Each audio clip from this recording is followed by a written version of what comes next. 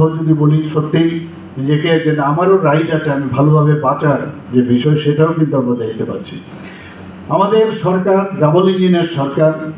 BJP এবং BJP lead সরকারের যে চিন্তাভাবনা, যে শেষ প্রান্তের মানুষ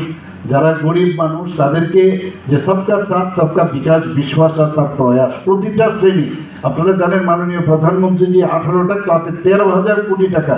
যে বিশ্বকর্মা যোজনা উনি করেছেন, আপনারা ভাবুন এইসব লোকদের জন্য উনি চিন্তা করছেন। তো সেইখানেও আজকে এক একটা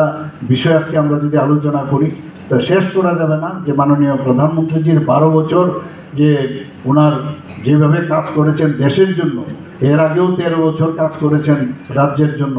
আমরা গুজরাটে, সেই সব বিষয়ে আজকে এখানে কিন্তু আজকে আমরা সবাই মানুষ সেটাকে অ্যাকসেপ্ট করছে এবং সেই লক্ষ্যকে সামনেই মানুষের কল্যাণ, কর্মসংস্থান এবং আত্মনির্ভর করার উদ্দেশ্যে মাননীয় প্রধানমন্ত্রী যে কাজ করছেন, আমাদের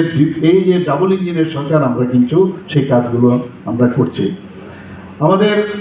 আমি অত্যন্ত আনন্দের সাথে গর্বের সাথে আমি ঘোষণা করতে চাই যে এই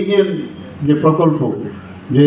পিএম স্বনিধি আমাদের ত্রিপুরাতে কিন্তু তার ইমপ্লিমেন্টেশন বলা যায় যা আমাদের টার্গেট ছিল 100% সেই দিকে কিন্তু আমরা